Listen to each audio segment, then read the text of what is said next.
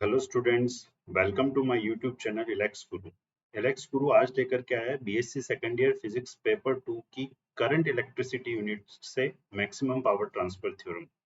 Students, जैसा कि हमने आपको बताया था, 4 थ्योरम आपके सिलेबस में है और उन 4 थ्योरम्स में से थेवेनिन और नॉर्टन थ्योरम के वीडियो लेक्चर्स हम आपके लिए लेकर आ चुके हैं। तो स्टूडेंट्स, अब हम मैक्सिमम पावर ट्रांसफर थ्योरम को समझते हैं और साथ ही अगर आपने अभी तक इस यूट्यूब चैनल को लाइक शेयर सब्सक्राइब नहीं किया है तो सब्सक्राइब जरूर से करें। तो स्टूडेंट्स, हम बात कर रहे हैं मैक्सिमम पावर ट्रांसफर थ्योरम की। Maximum power transfer theorem important इसलिए भी हो जाती है क्योंकि इस थ्योरम का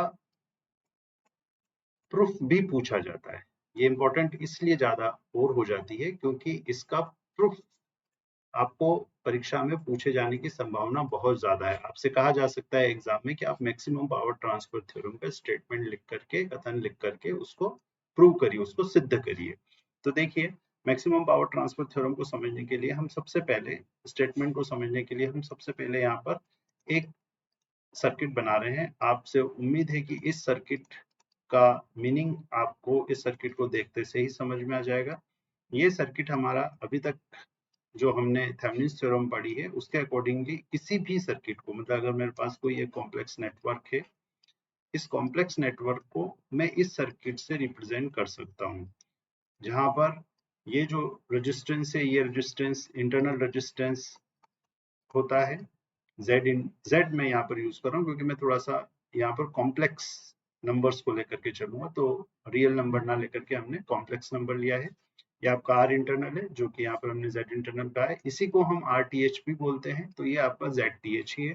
और ये वोल्टेज इन दो टर्मिनल्स पर ओपन सर्किट वोल्टेज होता है, जिसको हम थेवेनिन्स वोल्टेज बोलते हैं। मतलब इन शॉर्ट हम यहाँ पर कहना चाहें तो हम ये कह सकते हैं कि किसी भी सर्किट को एक वोल्टेज सोर्स और सीरीज रेजिस्टेंस से रिप्लेस कर सकते हैं, जहां पर वोल्टेज हमने ले लिया है वी और रेजिस्टेंस हमने ले लिया है जेड इंटरनल, या इसको हम कहें तो इम्पीडेंस कहें तो जेड इंटरनल इम्पीडेंस हमने इसको बोला है। अब हम सपोज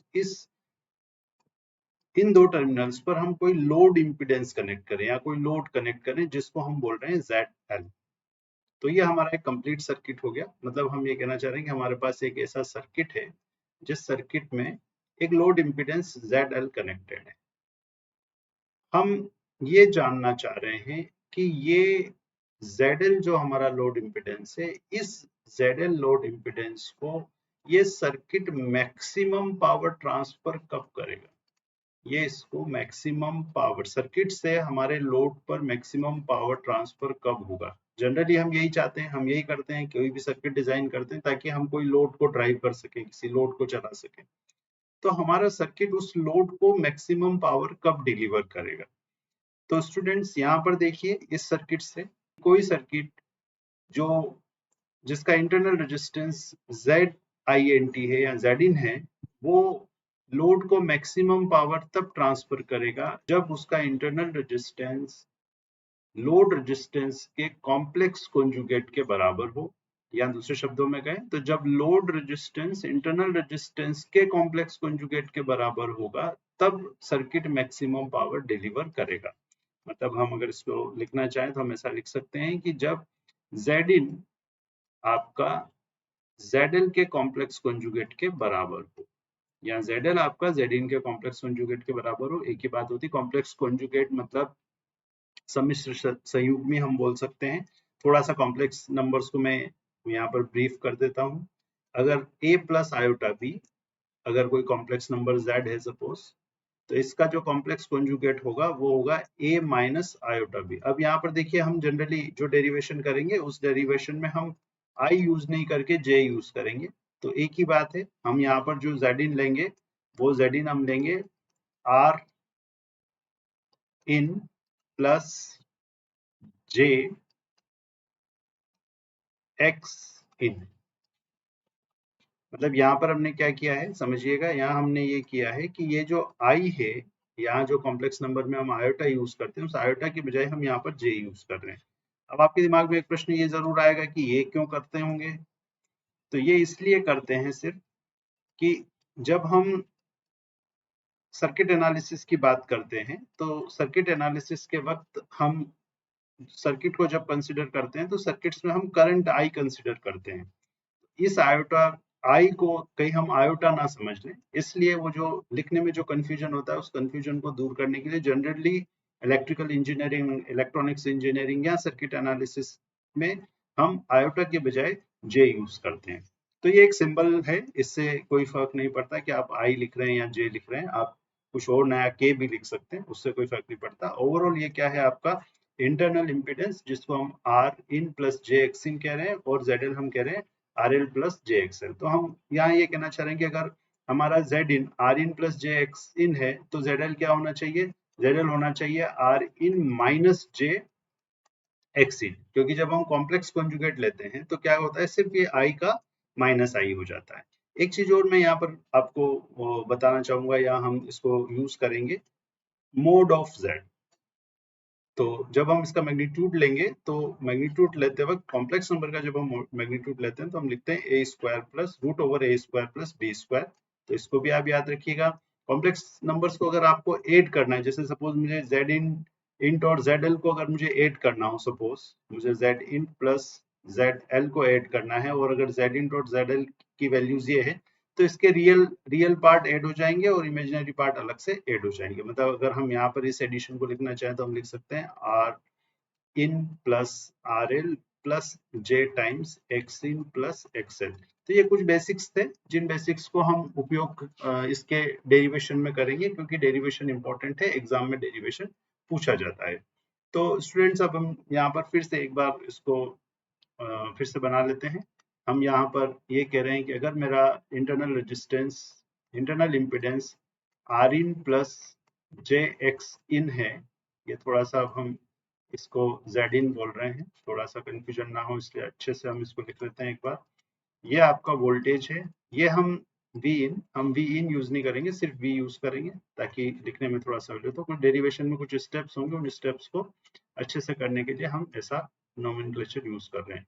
ये आपका हो जाएगा are L plus J X L और ये हमारा जेड एल। तो हम हमारा जो मैक्सिमम पावर ट्रांसफर थ्योरम है, मैक्सिमम पावर ट्रांसफर थ्योरम ये कहता है कि अगर जेड इन कॉम्प्लेक्स कॉन्जुगेट हो जेड एल का तो उस वक्त मैक्सिमम पावर ट्रांसफर होगा। कोई भी सर्किट जिसका इंटरनल रेजिस्टेंस जेड इन है वो जेड एल लोड और लोड जेड एल है, तो उसको मैक्सिमम पावर ट्रांसफर तब करेगा जब जेड इन का मान जेड एल के कॉम्प्लेक्स कॉन्जुगेट के बराबर हो। कॉम्प्लेक्स कॉन्जुगेट मतलब आपका सम्मिश्र संयुग्मी होता है। तो इसको प्रूव करने के लिए देखिए हम क्या करते हैं, डेरिवेशन में कुछ सिंपल स्टेप्स हैं। सबसे पहले हम क्या करें, इस रेजिस्टेंस से या लोड रेजिस्टेंस से बहने वाली या इंटरनल रेजिस्टेंस, एक ही सर्किट है, सिंपल एक ही लूप है, तो सिंपल तरीके से हम इस आई करंट का मान निकाल सकते हैं। आई करंट हो जाएगा हमारा V upon Z in plus Z L. देखिए अभी थोड़ी देर पहले ही मैंने आपको बताया है कि जब आप कॉम्प्लेक्स नंबर्स को ऐड करेंगे तो सिंपल एडिशन होगा। एडिशन हो जाएगा आपका R in plus R L plus J X in plus X L. Simple है, अभी आज समझना आपके लिए आसान है। तो ये हमने करंट निकाल लिया और देखिए करंट के हम मैग्नीट्यूड की यहाँ पर बात करेंगे, पावर की बात हम कर रहे हैं तो पावर का relation P is equal to I square R होता है। अगर आर रेजिस्टेंस में रियल पावर की, अगर हम डिसिपेटेड पावर की बात करें, यहाँ जो जो पावर की बात हो रही है वो पावर डिसिपेटेड पावर है, रियल पावर है। तो रियल पावर की अगर हम बात करें तो पावर होगा आई स्क्वायर इंटू आर एल, क्योंकि लोड में जो डिसिपेट पावर हो रहा है उसकी हम बात कर रहे हैं, ये लोड पावर है। और हम ये कह रहे हैं कि इसका मैक्सिमम मान, इसका मान अधिकतम जब होगा जब जेड इन का मान जेड एल के कॉम्प्लेक्स कॉन्जुगेट के बराबर हो। तो हमें यहाँ पर इस करंट के लिए आई स्क्वायर आर एल करने के लिए हम इस आई का मैग्नीट्यूड निकालते हैं। फिर से वही न्यूमरेटर हो डिनोमिनेटर हो, कॉम्प्लेक्स नंबर का जो मैग्नीट्यूड होता है वो मैग्नीट्यूड होता है रूट ओवर ए स्क्वायर प्लस बी स्क्वायर। तो अभी हमने थोड़ी देर पहले इसको डिस्कस किया है, तो इसको हम यहाँ पर सिंपली लिख सकते हैं कि ये R in plus R L square, ये आपका रियल पार्ट है इसका, और इमेजिनरी पार्ट आपका है X in plus X L square. तो ये हो जाएगा A square plus B square, B square की जगह है एक्स इन प्लस एक्सएल, तो इसका भी स्क्वायर। तो ये हो गया आपका मैग्नीट्यूड। कुल मिलाकर के अगर मैं पावर का रिलेशन लिखना चाहूँ इस ZL लोड में जो पावर डिसिपेट हो रहा है वो पावर होगा तो mode I square into R L. तो यहाँ से देखिए जो पावर मुझे मिल रहा है वो पावर मिल रहा है, मैं इसका स्क्वायर, इस मोड का स्क्वायर करूंगा तो देखिए ये हो जाएगा वी स्क्वायर। डिनोमिनेटर में अंडर रूट जो है ये स्क्वायर से कैंसिल होगा तो डिनोमिनेटर आपका पूरा ऐसे ही रहेगा, R in plus R L का whole square plus X in plus X L का होल स्क्वायर। और तो ये पूरा आपका मोड आई स्क्वायर हो गया इनटू आर एल। तो ये हमारा पावर का मान हो गया पी एच। अब देखिए मैक्सिमा मिनिमा आपने 11-12 मैथमेटिक्स में पढ़ा होगा। मैक्सिमा के लिए D P L by D R L और D P L by D X L को मान हम जीरो चेक करेंगे। इन दोनों का मान हम जीरो चेक करेंगे तो जिन वैल्यूज पर हमें इनका मान जीरो मिलेगा उन मान पर हमें मैक्सिमा मिलेगा। इसके लिए सेकंड डेरिवेटिव्स भी चेक किए जा सकते हैं, लेकिन चूंकि डेरिवेशन बहुत ज्यादा कॉम्प्लेक्स हो जाएगा इसलिए हम इस डेरिवेशन को इतना ही लिमिटेड वे में देख करके और याद करेंगे और इसको हम एग्जाम में से लिखेंगे तो हमें पूरे मार्क्स मिलते हैं। तो देखिए सबसे पहले हम क्या करते हैं, इसका मैक्सिमम मान निकालना है कि एक्सएल और आरएल की किन वैल्यूज के लिए मुझे मैक्सिमम मान मिलेगा। समझिएगा ये हमें मैक्सिमम चाहिए, ये पीएल मैक्सिमम कब होगा तो मुझे आरएल और एक्सएल के किन मान के लिए ये मैक्सिमम मिलेगा। तो हम क्या करें, अब इसको आरएल और एक्सएल के रेस्पेक्ट में डिफरेंशिएट करें वन बाय वन। तो सबसे पहले हम इसको एक्सएल के रेस्पेक्ट में डिफरेंशिएट कर रहे हैं। तो देखिए हम पहले निकालते हैं D P L upon D XL. यहाँ से जो मान मिलेगा उस मान को हम इस एक्सप्रेशन में रखने के बाद में फिर हम आरएल के रेस्पेक्ट में डिफरेंशिएट करेंगे तो थोड़ा हमारा जो डेरिवेशन है वो डेरिवेशन इजी हो जाएगा। तो पहला स्टेप हम कर रहे हैं D P L upon D XL equal to zero. यहाँ डिफरेंशिएट कर रहे हैं इस पी एल एक्सप्रेशन को विद रेस्पेक्ट टू एक्सएल। तो देखिए डिफरेंशिएशन u अपॉन v वाला जब हम डिफरेंशिएशन करते हैं तो उस वक्त डिनोमिनेटर का स्क्वायर डिनोमिनेटर में आ जाता है। तो ये R in plus R L square plus X in plus XL square का होल स्क्वायर, ये डिनोमिनेटर का स्क्वायर हो गया। ये जो नीचे वाला पोर्शन है इसका स्क्वायर हमने यहाँ पर लिख दिया। अब हम न्यूमरेटर में क्या करेंगे, पहले इसका डिफरेंशिएशन, ऊपर वाले पोर्शन का डिफरेंशिएशन। आप देखिए एक्सेल के रेस्पेक्ट में अगर मैं डिफरेंशिएशन कर रहा हूँ तो मुझे यहाँ एक्सेल का कोई टर्म अगर नहीं मिल रहा है, मतलब ये पूरा V square into R L इस डिफरेंशिएशन के लिए एक्सेल के रेस्पेक्ट में जब हम डिफरेंशिएशन करेंगे तो ये हमें पूरा क्या मिलेगा, कांस्टेंट है। तो कांस्टेंट का डिफरेंशिएशन होता है zero. Zero into differentiation into ये वाला पोर्शन, तो जीरो से मल्टीप्लाई करेंगे तो जीरो हो जाएगा, माइनस सेकंड स्टेप में हम क्या करते हैं, डिनोमिनेटर का डिफरेंशिएशन करते हैं। डिनोमिनेटर का जब हम डिफरेंशिएशन करेंगे पहले, तो देखिए ये जो टर्म है R in plus R L का होल स्क्वायर, इस टर्म की अगर अपन बात करें, थोड़ा समझिएगा, इस टर्म की अगर अपन बात करें तो इस टर्म में एक्सेल नहीं आ रहा है, और एक्सेल नहीं आ रहा है तो फिर ये टर्म भी कांस्टेंट हो गई, तो कांस्टेंट का डिफरेंशिएशन जीरो हो गया। इस वाली टर्म में एक्सेल आ रहा है, तो एक्सेल के रेस्पेक्ट में जब आप डिफरेंशिएशन करोगे, जैसे एक्स स्क्वायर का डिफरेंशिएशन हम करते हैं तो 2x, एक्स के रेस्पेक्ट में हम करें तो 2x आता है, तो वैसे ही हम इसका डिफरेंशिएशन करेंगे तो ये हो जाएगा 2 times X in plus XL. और फिर एक्सेल का वापस इंटरनल डिफरेंशिएशन आपको करना पड़ेगा एक बार। तो चूंकि एक्सेल अकेला है तो एक्सेल का डिफरेंशिएशन 1 होगा, तो यहाँ पर हम लिख सकते हैं, इस डिफरेंशिएशन को हम यहाँ पर लिख सकते हैं, डिनोमिनेटर के डिफरेंशिएशन को 2 times X in plus XL. ये डिफरेंशिएशन के कंसेप्ट्स हैं, अगर आपको नहीं याद है तो आप इसको इस तरीके से जैसा हमने बताया है उस तरीके से आप 2-3 बार इसको सुनेंगे तो शायद आपको समझ में आ जाए। तो ये हो गया इसका डिफरेंशिएशन। फिर न्यूमरेटर को हम यहाँ एज इट इज लिखते हैं, तो ये हो जाएगा वी स्क्वायर इंटू आर। तो ये D P by D XL हुआ। और अब हमें अगली स्टेप में मैक्सिमा के लिए क्या करना है, D P by D XL equal to zero करना है। तो अब मैं जब इस पूरे एक्सप्रेशन को जीरो करूंगा तो देखिए पूरा एक्सप्रेशन में फिर से लिख लेता हूँ।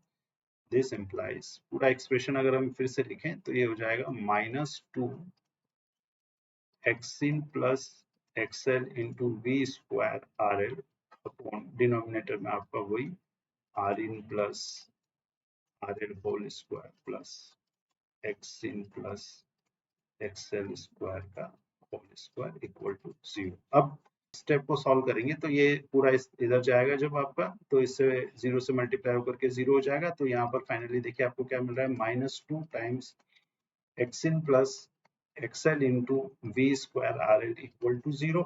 और जब आप इसको और सोल्व करेंगे तो ये सब 0 0 सब इधर जाकर के 0 हो जाएंगे, तो ये बचेगा एक्सिन प्लस एक्सएल इक्वल टू 0। या हम कह सकते हैं कि एक्सिन का मान या एक्सएल का मान माइनस एक्सिन के बराबर होना चाहिए। तो एक्सिन इक्वल टू माइनस एक्सएल पहली कंडीशन हमें मिल गई है।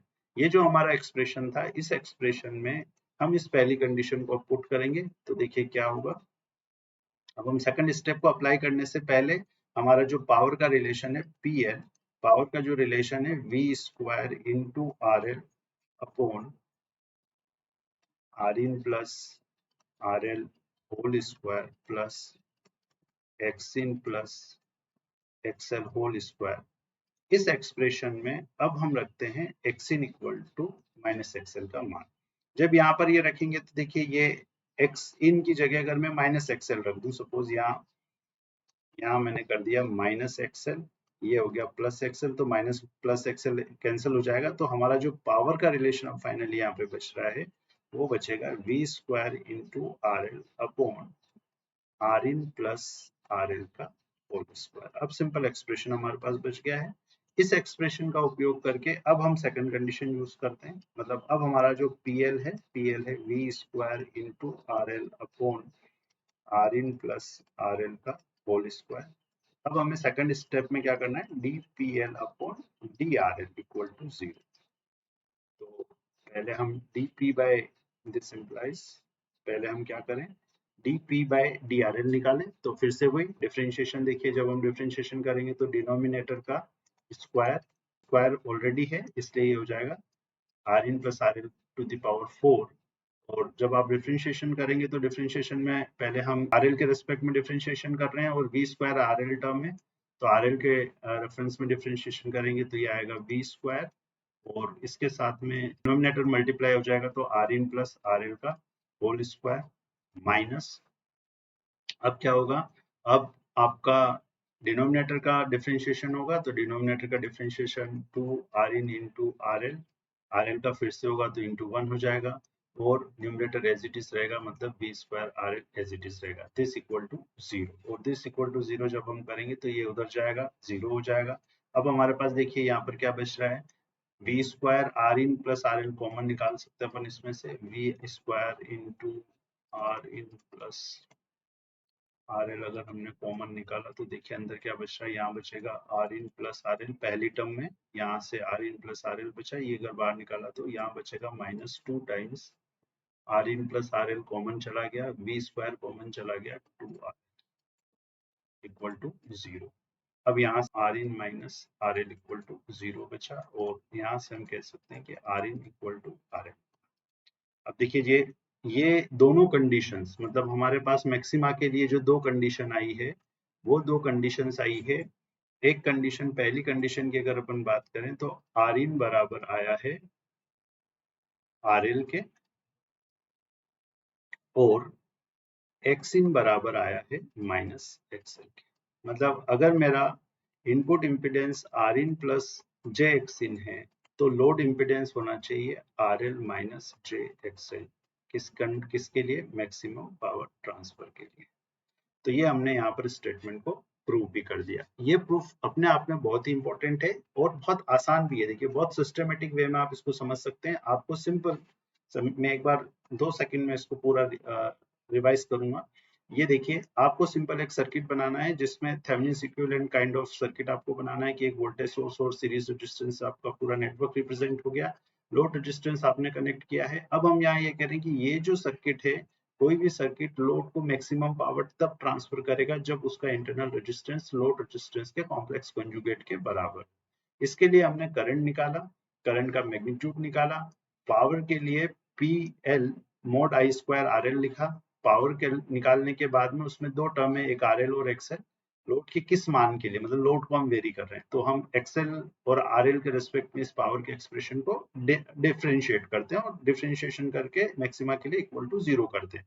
यहाँ एक इंपॉर्टेंट स्टेप यही है कि आप पहले एक्सेल के रेस्पेक्ट में डिफरेंशिएट करेंगे ताकि हमारा अगले स्टेप का जो डेरिवेशन है वो आसान हो जाए। तो पहले हमने इसको एक्सेल के रिस्पेक्ट में डिफरेंशिएट किया, यहाँ से जो कंडीशन आई उसको आपने यहाँ पुट किया, फिर आर एन के रिस्पेक्ट में डिफरेंशिएट किया, तो आपको second condition R N equal to R L मिल गई। तो इस टाइप से आप आसानी से इस डेरिवेशन को याद रख सकते हैं और एग्जाम में अटेम्प्ट कर सकते हैं। अगर आपने चैनल सब्सक्राइब नहीं किया है तो चैनल सब्सक्राइब करना ना भूलें, वीडियो को लाइक करें, शेयर करें। अगले वीडियो में मैं जो लास्ट थ्योरम बची हुई है मिलमेंस थ्योरम वो लेकर के आऊंगा। Thank you.